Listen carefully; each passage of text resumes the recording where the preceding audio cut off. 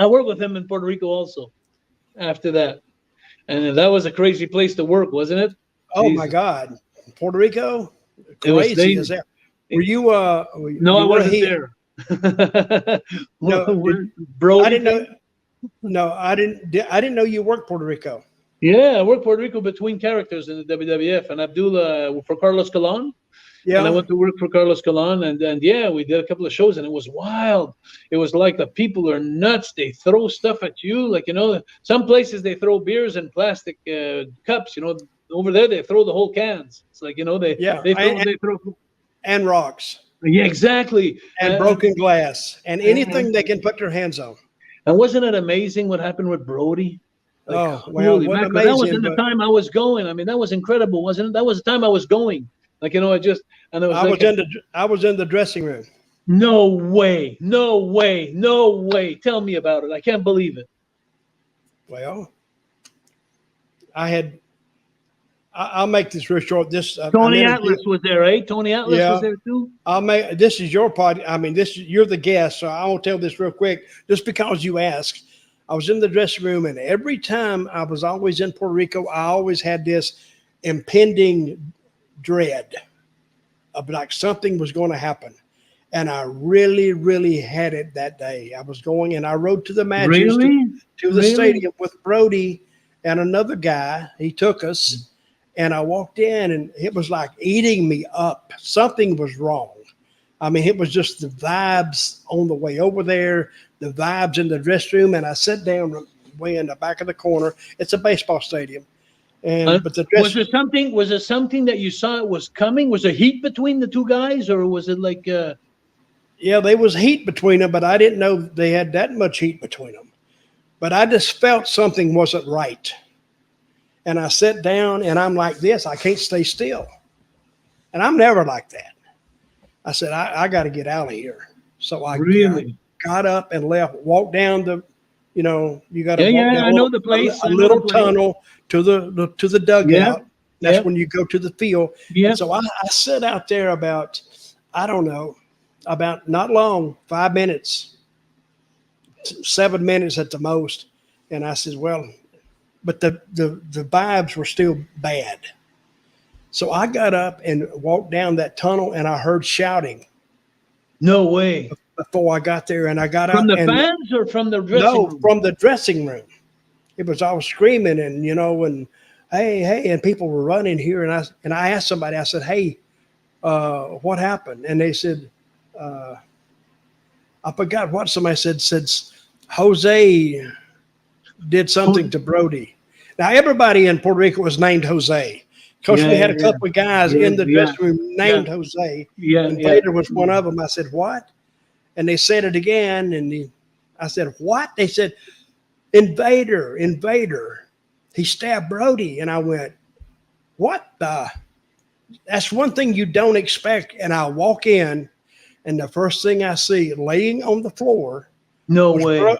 Brody, he stretched out, blood coming out of his chest, a doctor over him. No way. The dressing room was in like pandemonium. No way. Because they had gone into a shower, and while I was out, they had gone into the shower and they had words, and Vader had taken a knife in there with him. No way. And that's where it started. But nobody saw the fight.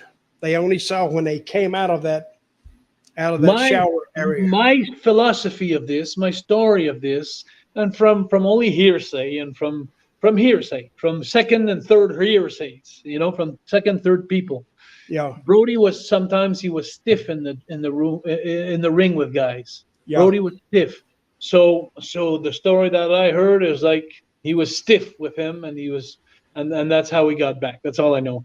But I couldn't believe that it would go to that extent. And what I can't believe is that he got away with it. The guy who did it. This was the charge. Invader claimed self-defense, and he never denied doing it. He said Brody attacked him. Really? That's what he said. And so. But this is what you got. You got a Puerto Rican jury Exactly. And Invader was like a national hero. Exactly. In Brody was portrayed on TV as a crazy man. Yeah. So Yeah. the Exactly. people got to thinking, well, what if that crazy Exactly. man went Oh, crazy on me? What would I do? I would do anything I could to get him off me and keep him from it made killing sense me. to them. It made And sense to the people. and they acquitted him. And when they adjourned to go to the deliberations, the jury was out maybe an hour, I heard. And they had lunch when they went out, and then they came back and they gave the bill. They didn't say he was innocent. They said he was just not guilty of the charges. So, and it's been that way ever since. It's the first time I hear the story. I'm so happy you told me, Dutch, because I couldn't conceive something like that happening in the dressing room, and I'm saying, like, there's a lot of crazy boys out there. There were in our days. There's a lot And of crazy. Tony Atlas went with him to the hospital because the little paramedics, they only weigh like 150, 160 pounds. Everybody was- must have been. they was Everybody trying- must have been afraid of him after, Of Invader. Vader. Yeah.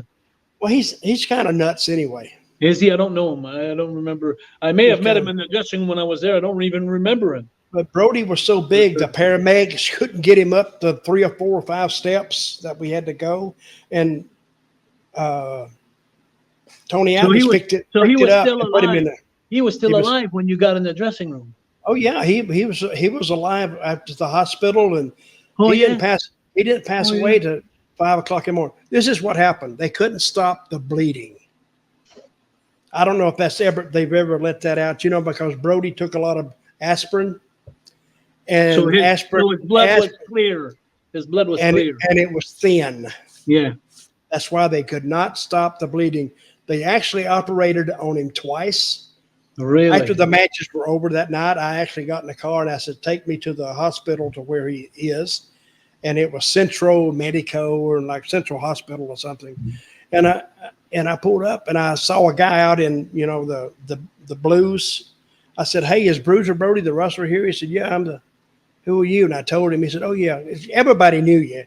I said, how's Brody? And he says, I'm the surgeon who operated on him. And he was outside smoking a cigarette, walking and on the phone, telling somebody, I guess. And he says, well, it's touch and go right now, so we don't know. Touch and go, I didn't like the sound of that. How did you feel the next day when you got the news? Like, did you work the next night, or was it just a one shot? No, we all boycotted the show. I wanted to leave. I just couldn't get off the island because the ticket was for Monday, and they wouldn't change. I couldn't change the ticket for a Sunday. So nobody went to the show that day. We all boycotted the show. They had to cancel the show. They had like 5,000-6,000 people at the show. We just didn't go, so we had to cancel it. So it was, and then word come around, they're going to kill everybody. And I went, why do they kill us? But it was holy shit. But you know how your mind works, crazy things on you. I'm up and I'd been up all day, and now Brody is. And You're on the list. You're on the list, Dutch. I'm kidding. I said, they could be coming to get me. And I'm sitting in my room, and I was like 3rd floor up, and I said, they could come in the lobby, open the door, and the guy would be thinking at the desk, he'd think they're just a guest, and they could come up and it'd be on the 1st floor and the 2nd floor. Then they could, and my door was right at the top of the stairs. And I says, they could come right up to my door. And then I opened my door and I looked out and I had a little balcony, and I was trying to map out my exit. I got to tell you something, Dutch. I swear you're bringing me back memory lane. When I punched Dynamite Kid, when I did what I did, and I went right then to see Vince right away, and when I got in the room, Vince locked us in a room, and there was so much heat on me, so much heat, that I was behind this closed door, and I took a chair and I put the chair underneath. I swear, because your brain plays when you're in a state of mind like that. Your mind plays games on you. And I swear I was looking out the same thing as you. I was looking at something that I could pick up to defend myself because I knew there was a lot of guys that were going to be pissed off at this, and so because they were all afraid of the Bulldogs, so they were all getting on his side, but paranoia does a lot of things to your Oh, it brain. does. And it was late at night. And I remember Brody's wife called me later on, and I'd never No talked. way. I'd No never way. talked to her in my life. And when I went to my room that night, I told the desk clerk, I said, if a call comes in for Brody, send it to my room. So it came in. They said, you have a call from Barbara Goodish. And I knew his name was Frank Goodish. And I said, okay. And I talked to her. And I've said this 1,000 times. You don't have to remember anything when you tell the truth all the time. Exactly. She said, what happened? And she had gotten a call. And I says, well, I didn't want her unduly alarm her any more than So he needed to wasn't be. dead yet. No, that was like 4 o'clock. He died about 5 o'clock. And I told her she needed to get to Puerto Rico as soon as she could because Frank could probably use her.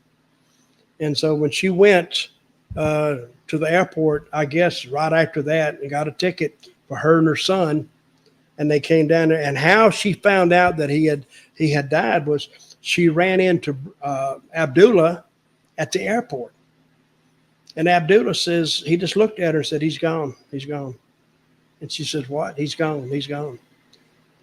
I mean, I thought he would have let her kind of been a little more soft in that delivery of the news. But then they had somebody to pick her up. I think Carlos's wife went to get her, I think. But by the time she got there, he had already passed away. Crazy. Anyway, And thanks for the info. I never heard the story, and well, shoot forward to about 9 months, 10 months, and they told me that if we want you to appear, we'll send you a summons. Oh yeah, to go to court. To go to court, but I guess they sent me one. But guess when I got it? I already knew the verdict by the time I opened the summons. Okay, so you didn't go. Well, there was nothing I could say anyway. And you know what? I'll tell you something related to this story is when that happened. That was the last time a month before that, or that I took a booking in Puerto Rico. Mm-hmm. I never took a booking after that. It was like a lot of guys did that. Enough that the fans were crazy, like mad crazy. That's the craziest I've ever seen. Now it's the office. Like it's like forget it. If you give imagine if you give a potato. Imagine if you're working with him and you hurt him by accident. You'd say what is it? I've never fought more fans than I did in Puerto Rico. It was a fight every night. Exactly. Every night. Exactly. Raymond and we did that. I did that with him. I did that on my own. And it was like I was afraid when I worked there. I'm not afraid to say that I was afraid to make it to the stand, the baseball stand, all the way, like you said, the field, all the way up to the ring. I was always afraid.